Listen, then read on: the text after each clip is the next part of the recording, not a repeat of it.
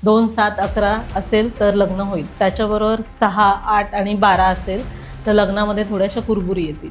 मग 6वं कोणत्याही स्थानाच्या मागचं स्थान हे त्याला विरोध करणारं असतं. पैसा पाहायचा असेल तर 2 आणि 11 धनस्थान आणि लाभस्थानाशी रिलेटेड दशा पाहिजे. केपी ॲस्ट्रॉलॉजीनुसार खरंच एवढी जसं आपण ऐकतो की ॲक्युरसी खूप जास्त असते, एक्झॅक्ट टायमिंग आपल्याला कळत असतो, हो. तर हे खरंच शक्य आहे का? एखाद्या एम्प्लॉईने बॉस बरोबर लग्न केलंय किंवा काय तर तिथे 6th हाऊसचा संबंध येतो. म्हणजे एवढं डिटेल जाता येतं. दशा येते किंवा अंतर्दशा येते पंचमात असलेल्या ग्रहांची तर माणूस प्रेमात पडतो. पण सप्तमाचं हे नसतं, त्याला सपोर्ट नसतो तर मग ते लग्नापर्यंत नाही जात. तर केपी ॲस्ट्रॉलॉजीनुसार असे काय कारणं असतात की ज्याच्यामुळे लग्नाला डिले होणं, उशीर हो. होणं हे होत असतं? चंद्र जर असेल तर त्या माणसाला वाटतं की मला हे पण करून पाहिजे, मला ते पण करून पाहिजे, मला हा पण बिझनेस करून पाहिजे. चंद्र म्हणजे फास्ट मुव्हिंग प्लॅनेट आहे ना, मग तेवढं चंचलतेचं कारक आहे म्हणून ते वाटतं. म्हणजे तिकडे मंदिर वगैरे नाही की शनिवारी मारुतीच्या मंदिरात जाऊन हे वडवान स्तोत्र आणि मारुती स्तोत्र म्हणायचं होतं आणि पुढे ते कंटिन्यू शनिवारी प्रत्येक शनिवारी कंटिन्यू करायचं होतं. असं 21 शनिवार वगैरे करायचं होतं. तर ते त्यांनी तिकडे राहून केलं आणि जानेवारीमध्येच त्यांच्या आईने फोन करून सांगितलं की माझ्या मुलाला जॉब मिळाला. अरे वा. आहेत अशी उदाहरणं आहेत. म्हणजे आपल्या सगळ्यांना योगेश पाटीलचा नमस्कार. आपल्या सगळ्यांचं स्वागत आहे 10 पट मोठी स्वप्न पाहणाऱ्या नव्या महाराष्ट्राच्या सगळ्यात इन्स्पिरेशनल पॉडकास्टमध्ये, ज्याचं नाव आहे श्रीमंत स्टुडिओ प्रस्तुत श्रीमंत व्हा विथ योगेश पाटील. तर मंडळी, आजचा जो पॉडकास्ट असणार आहे तो खरंच खूप जास्त स्पेशल असणार आहे, कारण आजचा पॉडकास्ट हा आपण ॲस्ट्रॉलॉजीवरती करणार आहोत आणि त्यातल्या त्यात केपी ॲस्ट्रॉलॉजीवरती करणार आहोत. तुम्ही सगळ्यांनी तर ऐकलंच असेल की केपी ॲस्ट्रॉलॉजीनुसार आपण कोणत्याही घटनेची अचूक वेळ काढू शकतो. मग विचार करा की आजचा जो डिटेलवाला पॉडकास्ट असणार आहे तो किती धमाकेदार असणार आहे. तर आता मी तुमचा टाईम वेस्ट करत नाही, आपण आजच्या पॉडकास्टला सुरुवात करूयात. परंतु त्याआधी आपल्या ज्या गेस्ट आहेत आजच्या, प्रतिभा तांबे मॅडम, तर या केपी ॲस्ट्रॉलॉजीच्या एक्सपर्ट आहेत. त्या जवळपास 2013 पासून केपी ॲस्ट्रॉलॉजीमध्ये प्रॅक्टिस करत आहेत आणि त्यांनी केपी ॲस्ट्रॉलॉजीच्या मदतीने अनेक लोकांचे प्रॉब्लेम सॉल्व्ह केलेले आहेत. तर आता आपण डायरेक्टली आजच्या पॉडकास्टला स्टार्ट करूयात. तर प्रतिभाजी, तुमचं श्रीमंत व्हा या महाराष्ट्रातील सगळ्यात इन्स्पिरेशनल मराठी पॉडकास्टमध्ये स्वागत आहे. नमस्कार. येस. तर सुरुवात कशी करायची मग आजच्या पॉडकास्टची? सुरुवातीला मी विद्येची देवता आहे तर गणपतीचा एक श्लोक म्हणून हे सुरुवात करूयात. चालेल ना. वक्रतुंड महाकाय सूर्यकोटी समप्रभ निर्विघ्नं कुरु मे देव सर्व कार्येषु सर्वदा. येस. तर प्रतिभाजी, जसं मी आता सुरुवातीला सांगितलं की तुम्ही केपी ॲस्ट्रॉलॉजीचे एक्सपर्ट आहात, पण तरीही आमच्या ऑडियन्सला तुमच्याबद्दल ऐकायला आवडेल की तुमची काय स्टोरी आहे? ओके. मी प्रतिभा तांबे, मी डोंबिवलीला राहते. माझ्याबद्दल सांगायचं म्हणजे मी 2017-18मध्ये लंग्स ट्युमरला फेस केलं आहे. 2022मध्ये ब्रेस्ट कॅन्सर 2 स्टेजचा होता, त्याला फेस केलं आहे. आणि म्हणजे तेव्हा मी ज्योतिषशास्त्र वगैरे मला येत होतं, तरी पण सगळं यातून जावं लागलं मला माहीत असून. पण फक्त एवढंच की उपासनेचा एक मार्ग माहीत असल्यामुळे त्याची तीव्रता कमी झाली, बजरंगबलींची उपासना करत असल्यामुळे. म्हणजे म्हणतो ना की पडण्याचं खर्चटण्यावरती आलं, अगदी तसं म्हणू शकतो आपण. ओके. पण मला हे विचारायचं आहे की जर तुम्ही स्वतः ॲस्ट्रॉलॉजर आहात तर तुम्ही स्वतःची कुंडली बघितलीच असेल, तर मग या गोष्टी तुम्हाला कळाल्या होत्या की भविष्यात आपल्याला अशा अशा गोष्टींना फेस करावं लागेल?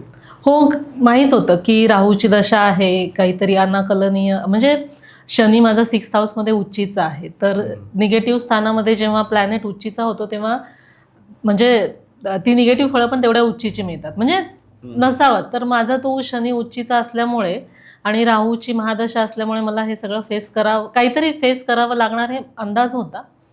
पण जसं जसं आलं तसं उलट माहीत असल्यामुळे हे झालं की सामोरं जायचं मनाची तयारी झाली. ऑलरेडी मनाची तयारी असेल की बाबा हे आहे, ह्या फेजपर्यंत चालणार आहे, ह्याच्यानंतर मग आपलं चांगलं होणार आहे पुढे हे. आणि बजरंगबलींवरती श्रद्धा, 2 गोष्टी.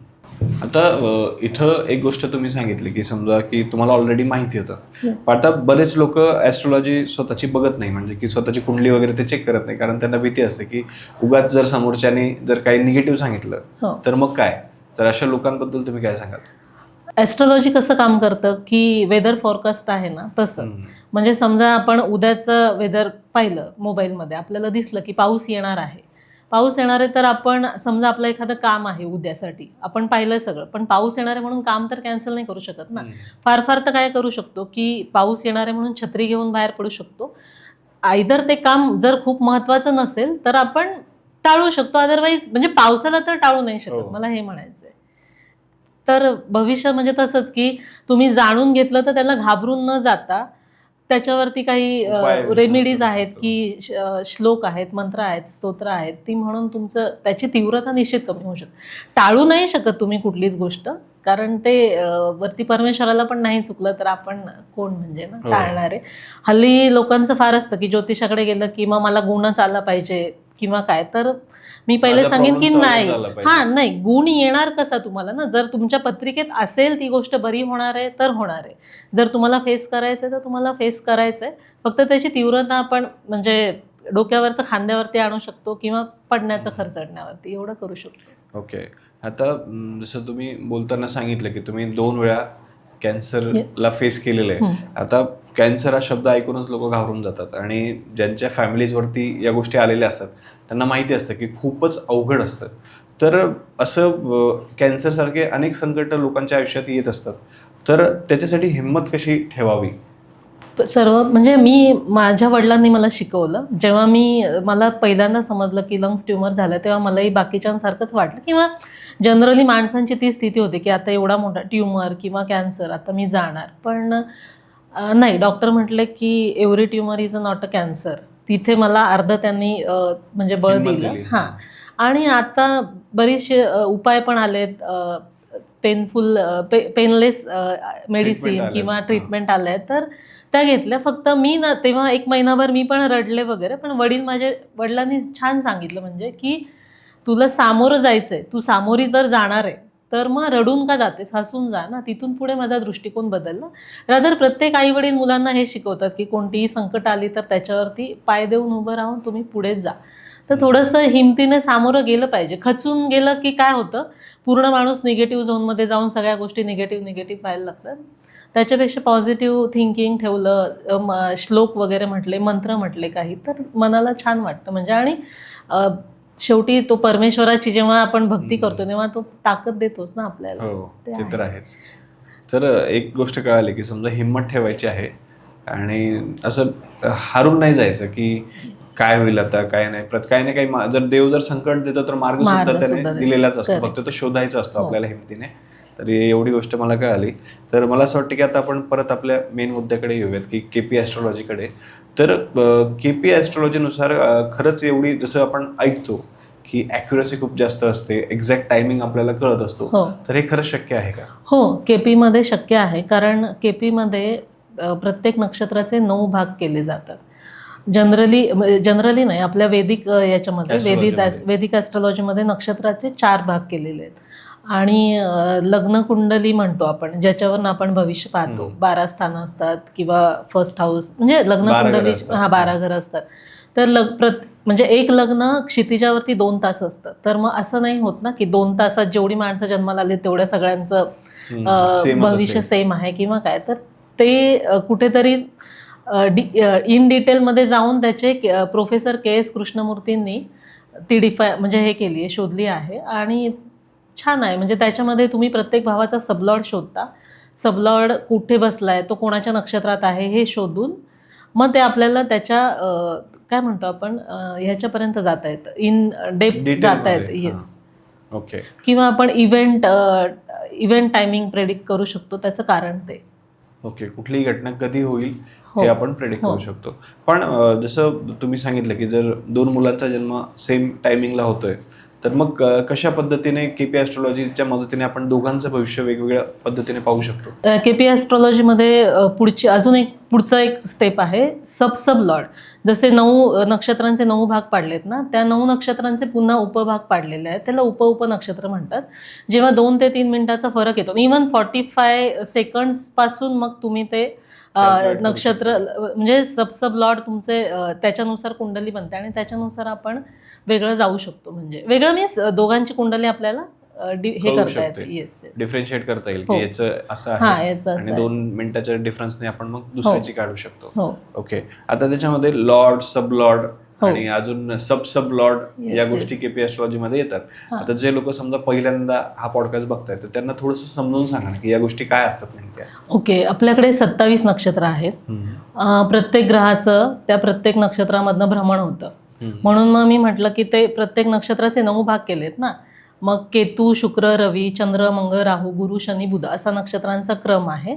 मग आता समजा आजचंच उदाहरण की गुरुवार आहे आणि चंद्र आहे पुष्य नक्षत्र. आजची कुंडली पाहायला गेली तर पुष्य नक्षत्र येणार त्याच्यामध्ये.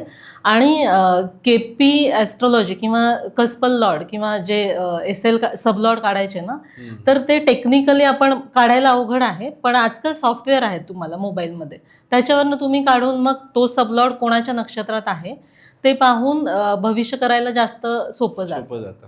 हां, म्हणजे फॉर एक्झाम्पल मी सांगेल सप्तमाचा सबलॉर्ड. सप्तमावरनं आपण जोडीदार पाहतो, तर जोडीदार कुठला असेल हे कसं शोधता येईल आपल्याला. तर सप्तमाचा सबलॉर्ड चतुर्थात असेल तर जोडीदार राहत्या शहरातलाच असेल किंवा आईने सजेस्ट केलेला असेल. कारण चौथ्या घराण्यावरनं काय पाहतो, आई पाहतो, राहतं शहर पाहतो, राहती जागा.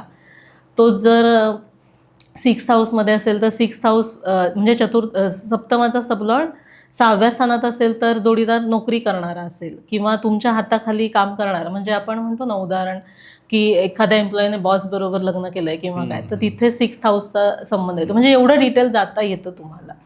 तो सबलॉर्ड 9मात असेल तर वडिलांच्या मार्फत किंवा कधी कधी एखाद्याची प्रवासात ओळख होते आणि मग लग्न जमतं. येस तसं म्हणजे तेवढं सप्तमाचा सबलॉर्ड 12 स्थानांमध्ये कुठे बसलाय त्याच्यावरनं आपण म्हणजे ते सांगू शकतो. आता जवळपास लग्नाचा सीझन संपलेला आहे. म्हणजे आता आपण म्हणतो की अधिक महिना चालू होईल आणि आता सगळं स्टॉप होईल. आता तरीही बरेच लोक प्रयत्न करत होते, परंतु तरीही त्यांचे लग्न काही जुळले नाही. त्याला कारणं वेगवेगळी असू शकतात. तर केपी ॲस्ट्रॉलॉजीनुसार असे काय कारणं असतात की ज्याच्यामुळे लग्नाला डिले होणं, उशीर होणं हे होत असतं? सप्तमाचा सबलॉर्ड शनी असेल, पारंपरिकमध्ये सप्तमात शनी असेल, सप्तमावर शनीची दृष्टी असेल तर लेट होतं. तसं म्हणजे तेच आहे की सप्तमाचा सबलॉर्ड जर स्वतः शनीच असेल तर एकतर खूप लवकर होऊन जातं. म्हणजे माझं स्वतःचं आहे की 18व्या वर्षीच झालं, 18.5व्या, किंवा मग खूप लेट करतो. आफ्टर 35 नंतर तुम्हाला लग्न देतो तो. ओके. हां. आणि काही लोकांचं समजा रिलेशन जुळतं पण ते लग्नापर्यंत नाही पोहोचू शकत. लव्ह मॅरेजसाठी पण रूल आहेत एकदम की सप्तमाचा सबलॉर्ड पंचमाचा कार्यश, पंचमावरून आपण प्रेम पाहतो आणि पंचमाचा सबलॉर्ड सप्तमाचा कार्यश असेल तरच लग्न होईल. कधी कधी मग दशा येते किंवा अंतर्दशा येते पंचमात असलेल्या ग्रहांची, तर माणूस प्रेमात पडतो. पण सप्तमाचं हे नसतं, त्याला सपोर्ट नसतो, तर मग ते लग्नापर्यंत नाही जात. किंवा शनी आणि बुध जर 5व्या स्थानाशी रिलेटेड असेल तर ते लग्नापर्यंत नाही नेत. कारण शनीला चिकाटी आणि डिले करणारा आहे आणि प्रेमामध्ये उतावीळपणा वगैरे असतो, तर ते नाही होत, म्हणजे तिथपर्यंत नाही जात. ओके. हां. आणि दुसरा एक रूल असा पण आहे की ज्या वेळेला आपण लव्ह मॅरेज करतो ना त्यावेळेला नाही पाहत पत्रिका. कारण ऑलरेडी जर एकमेकांना पसंत केलेलं आहे गुणदोषासकट, म्हणजे एक भीती असते ना मनात की जर पत्रिका पाहिली आणि तिच्यात निगेटिव्ह आलं तर मग ऑलरेडी. पण गुणदोषासकट स्वीकारलेलं असतं त्याच्यामुळे मोस्टली नाही पाहत. पण हां, तुमचं वैवाहिक सौख्य कसं आहे त्याच्या दृष्टीने काही तुम्हाला रेमेडीज करायच्या किंवा काय, तर तुम्ही थोडंसं पाहून घेतलेलं बरं. ओके. हां. कधी कधी दशा चेंज होते लग्न झाल्यानंतर. काही उदाहरणं आहेत की 10 वर्ष आधी ओळखतायत एकमेकांना आणि लग्न झालंय आणि लग्न झाल्यावरती 6 महिन्यांनी दशा चेंज झाली तर पूर्ण दोघांचं पटतच नाही, डिवोर्सपर्यंत गोष्टी गेल्यात, अशी उदाहरणं आहेत. ओके. हां. आता लग्नाबद्दल तर आपण बोललोय, आता थोडंसं पैशांबद्दल बोलूयात. की जसं कुंडलीमध्ये आपण ऐकतो की हा राजयोग आहे, तो राजयोग आहे आणि त्यानंतर अचानक माणूस श्रीमंत होणार, अचानक धनलाभ होणार, तर अशा सगळ्या गोष्टी केपी ॲस्ट्रॉलॉजीमध्ये येतात का? केपी ॲस्ट्रॉलॉजीमध्ये तुमची पत कशी राहील, म्हणजे तुम्ही कितपत श्रीमंत व्हाल हे येईल. पण हे जे आहे ना की भविष्य ज्योतिष पाहून अचानक श्रीमंत व्हाल किंवा खूप पैसा येईल, हे थोडंसं मी म्हणेल की आता एखाद्याच्या पत्रिकेमध्ये समजा दशमात शुक्र आहे, तर तो जन्माला येताना सगळं लक्झुरियस घेऊन आलाय, तर हे आहे म्हणजे हा त्यातला पार्ट आहे थोडासा. पण असं नाही की, पण जर दशमात शुक्र आहे पण दशा त्याची असेल 8व्या स्थानाशी रिलेटेड, जी नुकसान करते. 12वं स्थान कर्ज दाखवतं, तर मग तुम्ही श्रीमंत कसे होणार ना. तुमचं आहेत उदाहरणं की व्यावसायिक आहेत आणि 8व्या स्थानाशी रिलेटेड दशा आल्या तर ते लॉसेसमध्ये आहेत, कर्जबाजारी झालेत किंवा काय. तर दशा तुमच्या त्या स्थानांशी रिलेटेड पाहिजेत. पैसा पाहायचा असेल तर 2 आणि 11 धनस्थान आणि लाभस्थानाशी रिलेटेड दशा पाहिजेत. जर निगेटिव्ह स्थानं लागत असतील त्याच्यामध्ये तर ती स्थिती वर खाली होत राहते आणि अगदीच अपोज करणारी म्हणजे 8वं स्थान म्हणू शकतो, 12वं म्हणू शकतो, 6वं म्हणू शकतो. ओके. अशी असतील तर मग आता बोलताना तुम्ही दशाबद्दल थोडंसं महत्व दिलं की समजा महादशा वगैरे नक्षत्र तर महत्वाचे असतात, पण या दशा आणि महादशा कशा पद्धतीने आपण जन्माला येतो ना त्यावेळेला चंद्र ज्या नक्षत्रात असतो त्या ग्रहाची दशा चालू होते आपल्याला. दशा हा पूर्वी जेव्हा ऋषीमुनींनी हे लिहून ठेवलंय ना त्यावेळेला माणसाचं आयुष्य 120 वर्षांचं काउंट केलं जायचं. तर त्या प्रमाणामध्ये त्या ग्रहांना काही वर्ष दिलेली आहेत. म्हणजे बुध 17 वर्ष, रवी 6 वर्ष, राहू 18 वर्ष, असे ते 120 वर्षांच्या याच्यामध्ये 9 ग्रहांच्या दशा दिलेल्या आहेत. तर मग काही म्हणजे त्या आपण जेव्हा जन्माला येतो तेव्हापासून तो दशास्वामी आपल्यावरती हे अंमल असतो त्या ग्रहाचा. म्हणजे तशी फळं मिळत जातात आपल्याला. आणि मग त्याच्यामध्ये पुन्हा 9 ग्रहांच्या अंतर्दशा येतात. मग विदशा, मग सूक्ष्मदशा, मग त्याच्यामध्ये आपण जाऊन घटना कधी घडणार आहे, रवीचं भ्रमण आणि हे पाहून म्हणजे आपल्याला फायनल करता येतं, एक अंदाज काढता येतो कुठली घटना कधी. आता लग्न कधी होईल तर गुरुच्या दशेत होईल. तर गुरुची असते समजा 16 वर्ष. तर 16 वर्षात कधी होईल त्याच्यासाठी आपल्याला अंतर्दशा, विदशा, मग विदशा 2, 7 आणि 11. 2 वरनं आपण कुटुंबस्थान, 7 म्हणजे जोडीदार, 11 म्हणजे लाभस्थान. मग अंतर्दशा पण देते का, आणि रवीचं भ्रमण. ह्या 4 गोष्टी पाहून आपल्याला लग्न कधी होईल हे सांगता येतं. ओके. म्हणजे असं नाही की वरवर बघितलं नाही, खूप डिटेल आहे. ओके. म्हणजे त्याचं लॉर्ड, सब लॉर्ड, परत दशा, अंतर्दशा किचकट आहे, पण तेवढंच तुम्हाला कमी वेळात ॲक्युरसी खूप आहे त्याच्यामध्ये. म्हणजे जर पारंपरिक मध्ये तुम्हाला लग्न होईल कासाठी 50 नियम आहेत तर केपी मध्ये एकच नियम आहे. 2, 7, 11 असेल तर लग्न होईल. त्याच्याबरोबर 6, 8 आणि 12 असेल तर लग्नामध्ये थोड्याशा कुरबुरी येतील. मग 6वं कोणत्याही स्थानाच्या मागचं स्थान हे त्याला विरोध करणारं असतं. मग 7व्याच्या मागचं स्थान 6 असेल तर लग्न टिकायला थोडं मुश्किलच होतं. मग त्यावेळेला आपण समोरच्याची पत्रिका पाहून घ्यावी की समोरच्याच्या पत्रिकेत गुरुची दृष्टी आहे का, सप्तमात गुरु आहे का, सप्तमावर गुरुची दृष्टी आहे का. अदरवाईज मग ते म्हणजे जुळवताना तसं जुळवावं. येणाऱ्या दशा निगेटिव्ह स्थानांशी रिलेटेड नाही आहेत ना, हे सगळं बघून घ्यावं. ओके. आता मला वाटतं की लग्नाबद्दल आपण तर बोललो, पण आता मुलांचे एक्झाम पण संपलेले आहेत. हो. आणि आता नवीन 11वी 12वीला मुलं जातील, परत अजून काहीतरी करिअर वगैरे चूज करतील. तर अशा वेळेस पण आजकाल पॅरेंट्स खूप अलर्ट असतात की माझ्या मुलाने करिअर कशात करावं आणि तो त्याच्यामध्ये भविष्यात सेटल होईल की नाही. तर त्याला केपी ॲस्ट्रॉलॉजीच्या पद्धतीने आपण कशा पद्धतीने समजून घेऊ शकतो. केपी ॲस्ट्रॉलॉजीमध्ये चतुर्थाचं सबलॉर्ड जर दशमाचा कार्यश असेल ना तर हा बेसिक रूल आहे की आपण घेतलेलं जे शिक्षण आहे त्याच्यात करिअर होतं. अदरवाईज कधी कधी असतं ना की शिक्षण एक घेतलंय आणि करिअर दुसऱ्यात आहे, तर असं होतं. तर आणि ते झाल्यावरती मग आपण तो सबलॉर्ड कोण आहे, त्याच्या अंडर कोणते फील्ड्स येतात, तो कोणाच्या नक्षत्रात आहे, त्याच्या अंडर कोणते फील्ड्स येत आहेत, आणि येणारा दशास्वामी तो किती काळ आहे. समजा कधी कधी एखादा 12वी शिकतोय आणि 12वी नंतर त्याची दशा चेंज होतीये, तो समजा चाललाय सायन्सला वगैरे आणि दशा चेंज झाली तर मग त्याचा इंटरेस्ट वगैरे पण चेंज होतो. तर ते थोडंसं बघून घ्यावं. आणि आहे म्हणजे आपण मेडिकलला जायचं की IT मध्ये जायचं की बँकेत जायचं, गव्हर्नमेंटच्या एक्झाम असतात, MPSC UPSC क्रॅक करायचं, ते सगळं त्याचं आपण गायडन्स त्याच्यावरनं मिळतो की तसं घेतलं पाहिजे का, म्हणजे की जर एखाद्याला अंदाज तुम्ही घेऊ शकता ते बेटर राहतं. कारण मग तुम्हाला दशा चेंज झाल्यावरती जे होतं ना की मूड स्विंग्स किंवा मग मला हे नाही करायचे किंवा मला याच्यात जॉबच नाही करायचा, तो प्रकार टाळण्यासाठी थोडा गायडन्स घेतलेलं चांगलं. म्हणजे थोडी हेल्प जर आपण घेतली तर पुढे भविष्यात आपल्याला आपला टाइमही वाचतो, पैसाही वाचतो. ओके. आणि शक्यतो ज्या ग्रहाची दशा असते ना त्या ग्रहाच्या अंडर जे काही येतं ना त्याच्यानुसारच चाललेलं असतं. फक्त जेव्हा राहू आणि केतू जेव्हा येतात तेव्हा भरकटवणारे असतात थोडेसे, की राहू असेल तर मग शाळेत जावंसंच न वाटणं किंवा घरातून बाहेर पडावंसं न वाटणं, घरातून बाहेर पडलं तर बाहेरून घरातच यावंसं न वाटणं, अभ्यास करावासं न वाटणं. मग हे तुम्हाला म्हणजे हे याचे राहूचे गुणधर्म बघायला मिळतात आपल्याला. मग त्या पर्टिक्युलर व्यक्तीला दोष देऊन काही होत नाही. म्हणजे मी स्वतः राहूच्या याच्यातनं गेली म्हणून सांगते की ती दशा तशी असते. राहूची दशा. राहू म्हणजे धड आहे ना फक्त, आणि छायाग्रह आहे. तर सावली आहे, तर सावलीला असं काही आपण जज नाही करू शकत ना. तसं थोडंसं राहूचं आहे की त्याला आपण एक प्रेडिक्ट करायला गेलो आपण की हे असं असं होणार, तर नाही, राहू दुसरंच काहीतरी देतो. राहूचा आहे, थोडं इल्युजन देणारा आहे, भ्रम देणारा ग्रह आहे. आता आणखी एक गोष्ट सध्या खूप ट्रेंडिंग मध्ये आहे की शनी नक्षत्र, रेवती नक्षत्रात येणार असं काहीतरी आहे वाटतं, हो ना? हो. तर त्याच्याबद्दल थोडंसं सांगा ना, की त्याला बनवून बरेच लोकांनी व्हिडिओ बनवलेत आणि आता खूप काही चेंज होणार. शनी जातो म्हणजे त्याच्या 2.5 वर्षाचं भ्रमण राहतं एका राशीत ना. तो प्रत्येक वेळेला नक्षत्रांमधनं जातो. रेवती बुधाचं नक्षत्र आहे आणि क्रूर नक्षत्र म्हटलं जातं. बट आता हे प्रत्येकाच्या केपीनुसार जर पाहायला जाल तर प्रत्येकाच्या कुंडलीमध्ये कोणती दशा चालू आहे, अगेन तेच म्हणेल की दशा कोणती आहे, त्याची स्थानं कोणती आहेत, त्याच्यानुसार त्याला फळं मिळतील.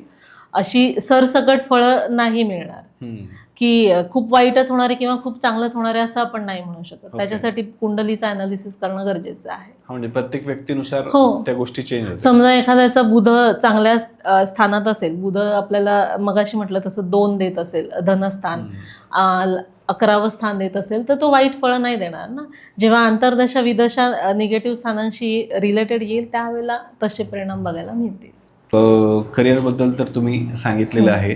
आता थोडंसं आपण पैशाबद्दल डिटेलमध्ये जाऊयात, की काही लोकांना ना पैशांच्या ज्या समस्या असतात त्या सुटतच नाही. म्हणजे बिचारे मेहनत घेतात पण पैसा टिकत नाही, किंवा एखादा बिझनेस जर चालू केला तर त्याच्यामध्ये सक्सेस नाही मिळत. बऱ्याच लोकांचा प्रश्न हा पण असतो की मला बिझनेस चालू करायचा आहे पण हिंमत नाही होते. मग हे कशा पद्धतीने आपण ठरवू शकतो? कृष्णमूर्ती पद्धतीमध्ये जर दशमाचा सबलॉट, दशम म्हणजे आपलं कर्मस्थान, दशमाचा सबलॉट 2, 7 आणि 11, 2, 7, 10 आणि 11, 2 वरनं धनस्थान, 7 वरनं समोरून येणारा क्लायंट, कस्टमर, फुटफॉल, 10वं म्हणजे कर्मस्थान आणि 11वं लाभस्थान, हे जर असेल तर व्यवसाय करावा. मग कोणत्या ग्रहाची दशा आहे, त्या ग्रहाच्या अंडर काय येतं त्याच्याशी रिलेटेड. समजा चंद्र आहे तर डेअरी रिलेटेड करू शकता. चंद्र पाण्याचा, लिक्विडचा कारक येतो, पाण्याशी रिलेटेड करू शकता. पण 7वं स्थान मिळणं गरजेचं आहे, कारण समोरनं फुटफॉल म्हणजे कस्टमर येणं, कस्टमरचा फ्लो पाहणं गरजेचं असतं. तर ते पाहून आपण सजेस्ट करू शकतो. दशा जर आपल्याला समजा पत्रिकेमध्ये, मूळ पत्रिकेमध्ये नियम लागतोय की बिझनेस करू शकतात. म्हणजे कधी कधी माणसं नोकरी पण करतात आणि बिझनेस पण करतात, तर ते पण आपल्याला पत्रिकेत समजतं की दशमाचा सबलॉर्ड जर द्विस्वभाव राशीशी किंवा ग्रहाशी संबंधित असेल तर माणूस व्यवसाय आणि नोकरी दोन्ही करतो. मग जेव्हा दशमात बुध येतो, दशमाचा सबलॉर्ड बुध येतो, तेव्हा व्यक्तीला नोकरी करतोय तरी पण वाटतं की मला हा बिझनेस करायचा आहे. चंद्र जर असेल तर त्या माणसाला वाटतं की मला हे पण करून पाहिजे, मला ते पण करून पाहिजे, मला हा पण बिझनेस करून पाहिजे. चंद्र म्हणजे फास्ट मुव्हिंग प्लॅनेट आहे ना. मग तेवढं चंचलतेचं कारक आहे म्हणून ते वाटतं. गुरु असेल तर आपण वित्तीय संस्थांशी रिलेटेड काम करू शकतो, म्हणजे पतपेढी, पतसंस्था, बँक्स, फायनान्स. म्हणजे तसं तुम्ही गायडन्स घेऊ शकता. आणि आर्थिक परिस्थिती काही लोकांच्या कुंडलीमध्ये 2nd हाऊसमध्ये मंगळ आणि 12th हाऊस खर्चाचं स्थान आहे, 2nd हाऊस धनस्थान आहे. तिथे जर मंगळ आणि रवीचा संबंध असेल ना तर व्यक्तीने कितीही पैसा कमवला तरी तो पुरत नाही. मग अशा वेळेला असं जर हे पत्रिकेत पाहायला मिळत असेल ना तर त्यांना इन्व्हेस्ट करायला सांगावं. इन्व्हेस्टमेंट कोणाला SIP मध्ये, शेअर मार्केटमध्ये, किंवा कधी कधी एखादा फ्लॅटच घेतलाय, मग त्याच्या काय होतं, लोन तर होतं पण त्याच्या अगेन असेट होते. मग पत्रिका कशी असते की कधी तुम्ही 1 लाख कमवा तरी खर्च, 10 लाख कमवा तरी खर्च. मग तुम्ही 10 लाख जर कमवले आणि ते वेगवेगळ्या मार्गाने जाणार आहेत तर मी ते सजेस्ट करते की तुम्ही बाबा जर पॉसिबल असेल, तुमची ऐपत असेल तर तुम्ही फ्लॅट घ्या, किंवा मग कोणी SIP मध्ये वगैरे पण करतं इन्व्हेस्ट, की मग ऍटलिस्ट पैसे तरी सेव्ह होतात. म्हणजे ते आहे. ओके. आणि आता थोडंसं इंटरेस्टिंग विचारतो मी तुम्हाला. काही लोकांची अशी सुप्त इच्छा असते की त्यांना राजकारणात जायचं असतं. हां. तर मग तशा लोकांनी म्हणजे कसं आपण ठरवू शकतो का की हो. याचं चांगलं होईल, याने लांब राहिलं पाहिजे राजकारणापासून? राजकारणासाठी रवी आणि राहू दोन्ही गरजेचे आहेत. रवी तर अधिकार वृत्तीचाच आहे. हो. शासक आहे तो. त्याच्यामुळे जर तुमचा कर्मस्थानाचा संबंध, दशमाचा संबंध जर रवीशी आणि राहूशी येत असेल, राहू म्हणजे तुम्हाला अचानक प्रसिद्धी हो, किंवा fame. सगळं फेम, त्याच्यासाठी तो आहे.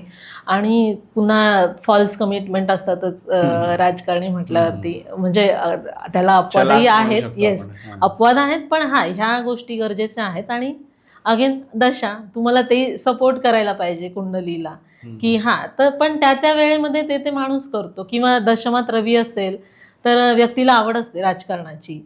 अगदी तो फ्रंट फुटला नाही आला तर त्याच्या कंपनीमध्ये काहीतरी तिथलं पद भूषवत असेल किंवा बँकेमध्ये, मग ते लोक तसं कार्य करताना दिसतात आपल्याला. ओके. राजकारणाशी रिलेटेड किंवा काय म्हणू शकतो, लिडरशिप तिथली हे करतात ते लोक. पण पूर्ण राजकारणात येण्यासाठी आपल्याला रवी गरजेचा आहे, राहू गरजेचा आहे. ओके. म्हणजे आणि कुंडली तुम्ही चेक करणं गरजेचं आहे की हो. सध्या कुठली आणि दशा चालू प्रश्न आहे. कुंडली समजा आता निवडणुका येत आहेत, तर मग काही मला 1-2 क्वेश्चन आलेले आहेत की मी इलेक्शनमध्ये निवडून येईल का, मग त्यावेळेची प्रश्न कुंडली ती जर आपल्याला ती स्थानं देत असेल. प्रश्न कुंडली म्हणजे एक्झॅक्टली प्रश्न कुंडली म्हणजे पर्टिक्युलर एखाद्या वेळेला आपल्या डेस्परेटली एखादा क्वेश्चन मनात येतो ना, त्यावेळेला मांडलेली कुंडली म्हणजे प्रश्न कुंडली. ओके.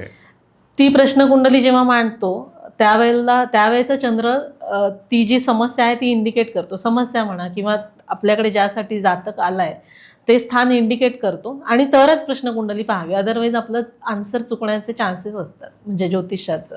ओके. ओके. हां. आणि याला काही मग जन्मवेळ, जन्म ठिकाण अशा काही गोष्टी नाही, लागतात काहीच का? नाही. आताच करंटचं टायमिंग, तुम्ही कोणत्या सिटीमध्ये आहात आणि तुमचं नाव, एवढ्या 2-3 गोष्टी आणि वेळ, प्रश्न कोणत्या वेळेला. हल्ली व्हॉट्सअप आणि याचा जमाना आहे, तर मग कधी कधी मी क्लायंटला सांगते की तुम्हाला म्हणजे प्रश्न कुंडली सगळी पाहून होते आणि त्यांचे क्वेश्चन काही राहूसारखी दशा, राहूसारखी अंतर्दशा असेल तर एखादं पर्टिक्युलर आन्सर नाही दिलं जात. मग त्यावेळेला मी त्यांना सजेस्ट करते की डेस्परेटली जेव्हा तुम्हाला कधी मनात येईल ना, व्हॉट्सअपला टाकून ठेवा. मग त्यावेळेची कुंडली मांडून आपण सांगू शकतो. ओके. म्हणजे मला एक गोष्ट कळाली की एखाद्या प्रश्नामुळं किंवा एखाद्या गोष्टीमुळं जर आपल्याला त्रास होत असेल की यार याचं काय होईल, याचं काय होईल, तर तसे जे तीव्र इच्छेचे जे प्रश्न असतात तसे आपण प्रश्न कुंडलीमध्ये जर विचारले तर त्यांचे जे करेक्ट आन्सर मिळतात. ते ॲक्युरसी. आणि मी म्हणेल की त्याच वेळेला ज्योतिषाकडे जावं जेव्हा आपल्याला खरंच जेन्युइन काही त्रास होतोय किंवा काही अडचणी आपण हे करतोय ना. येस, त्यावेळेलाच जावं. कारण असं होत नाही ना, मी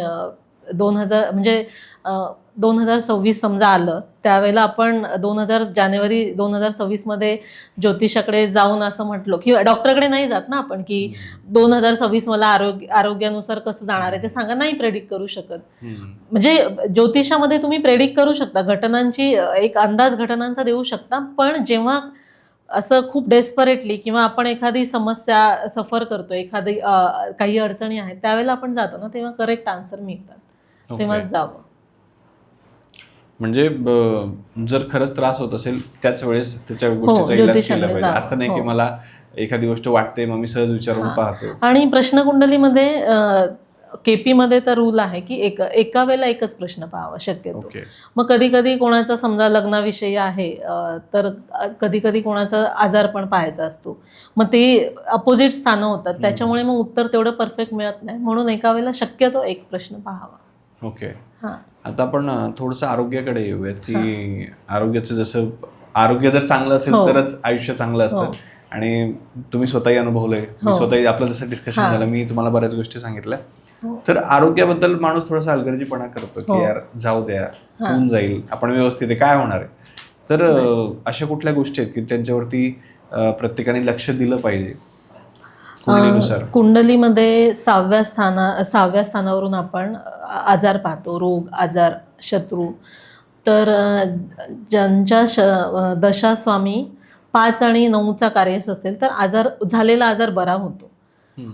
जेव्हा आपल्याकडे समजा प्रश्न कुंडलीवरनं पाहतात शक्यतो, आजाराची कुंडली जर असेल तर 5व्या स्थानाचं सबलॉर्ड जर बुध असेल तर आपण याला पेशंटला सांगू शकतो की तुम्ही डॉक्टर चेंज करा. बुध ड्युएलचा कारक आहे. राहू असेल तर कधी कधी निदान करत नाही तो राहू, कारण इल्युजन देतो ना.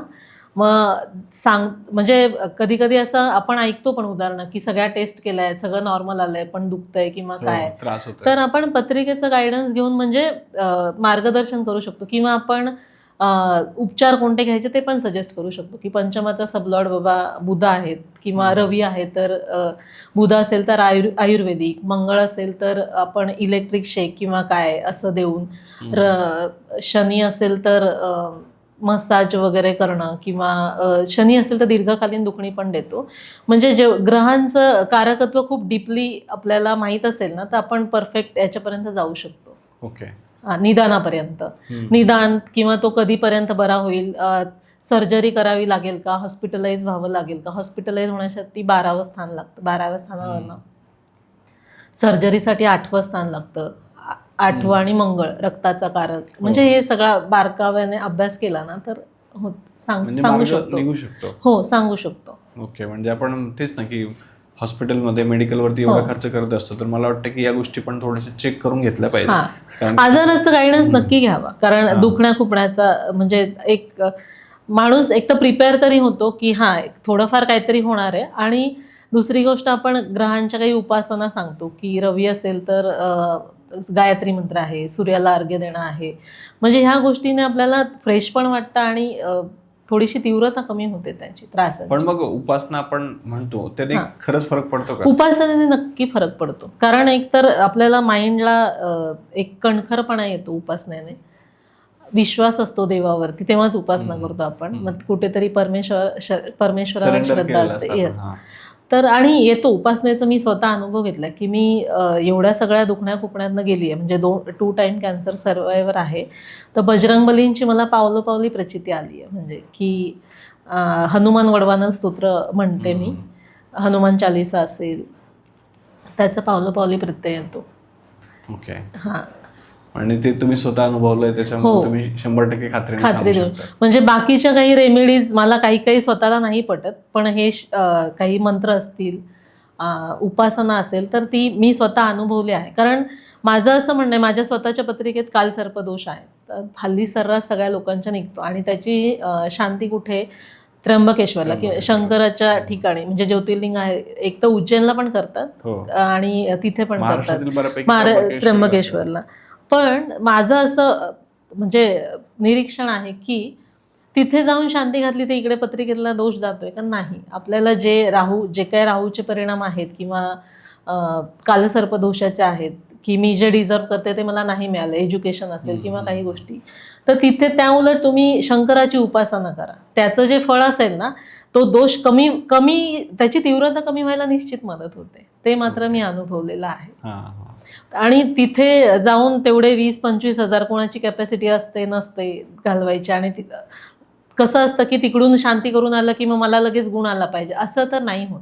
म्हणजे ज्योतिषाकडे जातात त्यावेळेला त्यांची अपेक्षा असते ना, मी पुन्हा सांगेल म्हणजे की नाही, तुम्ही उपासना करा, प्राणायाम करा, मेडिटेशन करा. मेडिटेशनने पण खूप छान फरक आहे. म्हणजे हो. ओके.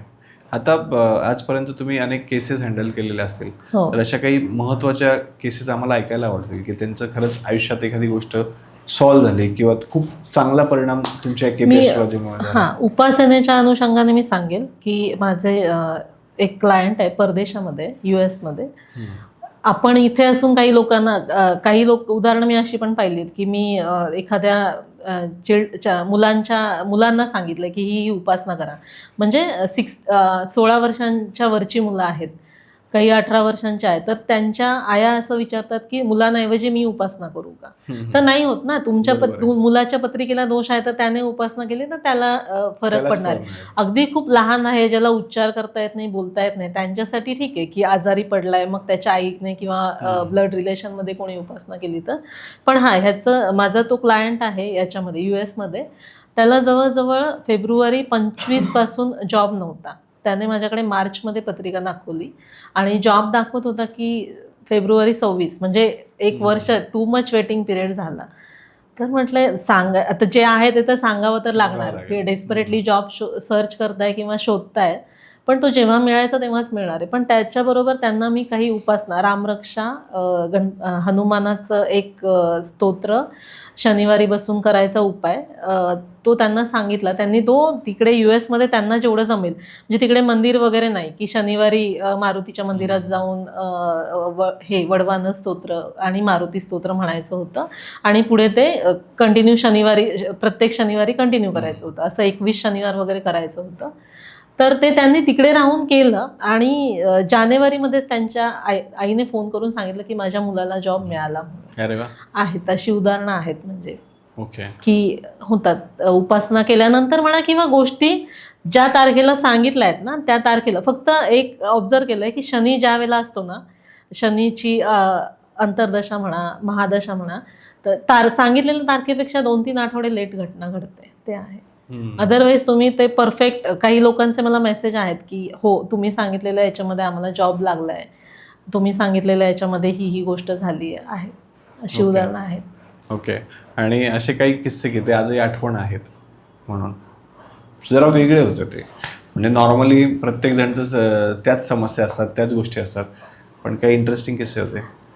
इंटरेस्टिंग म्हणजे मी ऑनलाईन प्लॅटफॉर्मवर काम केलंय ना, त्याच्यावरती मला खूप वेगळे अनुभव असे आलेत ना की त्याच्यामध्ये काय, आता त्या प्लॅटफॉर्मची नावं नाही घेत मी, पण 5 मिनिटाचा रिचार्ज करायचा आणि 5 मिनिटात एखाद्याच्या कुंडलीचा किंवा आयुष्याचा लेखाजोखा आपण मांडू शकत नाही ना. बरोबर. माझा फायदा झाला की मी तिथे 5,000 पेक्षा जास्त कुंडली सोडवल्या. अरे वा. वशीकरण किंवा माझा बॉयफ्रेंड बोलत नाहीये, माझी गर्लफ्रेंड बोलत नाहीये, मग टॅरोचा स्पेल करा किंवा काहीतरी करा.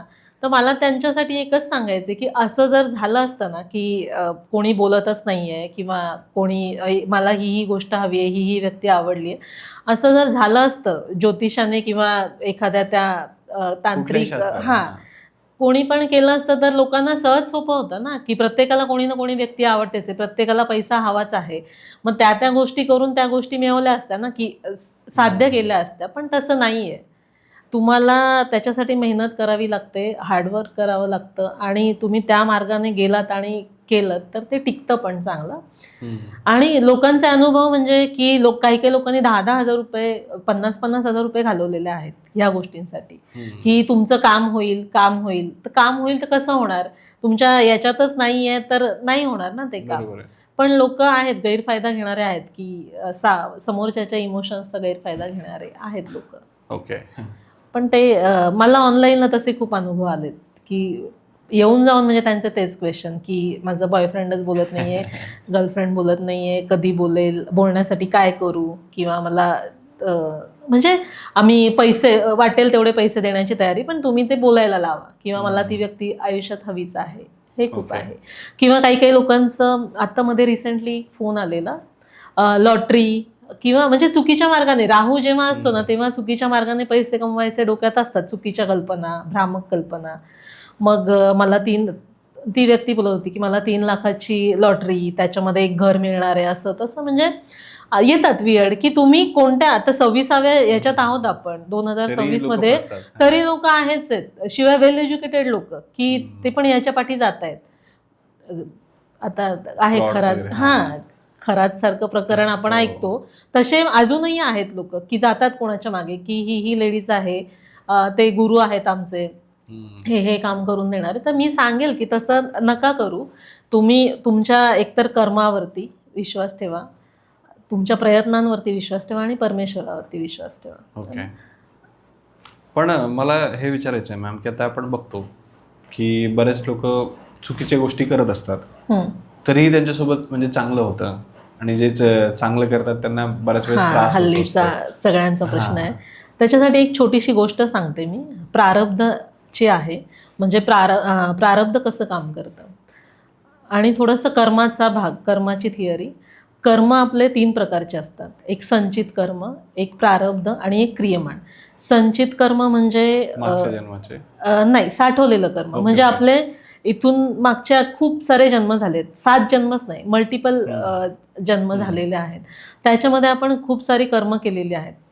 तर मग आपला आत्मा जेव्हा जन्म घेतो ना त्यावेळेला चूज करतो की मला ही कर्म ह्या जन्मात भोगून संपवायचे आहेत, तर त्याला म्हणतो आपण प्रारब्ध. की ती मग सगळीच कर्म नाही संपवत ना तो. हो. मग 70% तुमचं प्रारब्ध तुम्ही घेऊन येता आणि 30% तुमचं क्रियामाण, की तुम्ही आत्ता जी कर्म करताय ती. तर त्याच्यासाठी सगळ्यांना श्रावण बाळाची गोष्ट तर माहिती आहे आपल्याला, की दशरथ राजा शिकारीला जातो. त्यांचं शब्दवेधी बाणामध्ये ते बाणासाठी निपुण असतात. तर ते जातात शिकारीला, संध्याकाळची वेळ असते आणि इकडून श्रावण बाळ त्यांच्या आईवडिलांना घेऊन काशी यात्रेला चाललेले असतात. तर त्यांना तहान लागते म्हणून ते नदीच्या काठी थांबतात आणि त्यांनी बरोबर घागरी आणलेली असते. ती पाणी आईवडिलांना पाणी देण्यासाठी पाण्यात बुडवतात. पाण्यातनं बुडबुड आवाज येतो आणि दशरथ राजा पलीकडच्या काठावर असतो. तर त्याला वाटतं की एखादं जंगली श्वापद किंवा प्राणी आलेला आहे. तर ते फक्त त्या बुडबुड आवाजाच्या दिशेने बाण मारतात. तर तो त्या श्रावण बाळाला लागतो आणि तो श्रावण बाळ म्हणजे दशरथ राजा जवळ जाऊन पाहतो तेव्हा त्यांना कळतं की श्रावण बाळ आहेत आणि मग श्रावण सांगतो की माझ्या आई वडील आहेत, या ठिकाणी या झाडाखाली आहेत, त्यांना पाणी नेऊन द्या आणि त्यांच्या मांडीवरती प्राण सोडतात. मग दशरथ राजाला वाईट तर वाटतं, पण पाणी तर घेऊन जायचं. ते पाणी घेऊन जातात, आई वडिलांना पाणी देतात. तर आई वडील आवाजावरनं ओळखतात की दशरथ राजा श्रावण बाळ नाहीये. तर मग विचारतात की आमचा श्रावण बाळ कुठे. तेव्हा दशरथ राजा सांगतात की माझ्याकडनं बाण लागून त्यांचा मृत्यू झालाय. तर ते शाप देतात. त्यांना खूप दुःख होतं आणि सांगतात की पुत्रवियोगाने तुमचा पण मृत्यू होईल म्हणून. आता ह्या गोष्टीला खूप वर्ष होऊन जातात.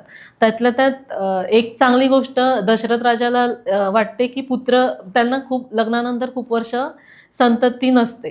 तर पुत्रवियोग म्हणजे आपल्याला पुत्र तर होणार. मग त्यांना ते कामेष्टी यज्ञ केल्यानंतर 4 मुलं होतात, राम, लक्ष्मण, भरत, शत्रुघ्न, सगळ्यांनाच माहिती आहे. पण प्रारब्धाचा भाग असा की जेव्हा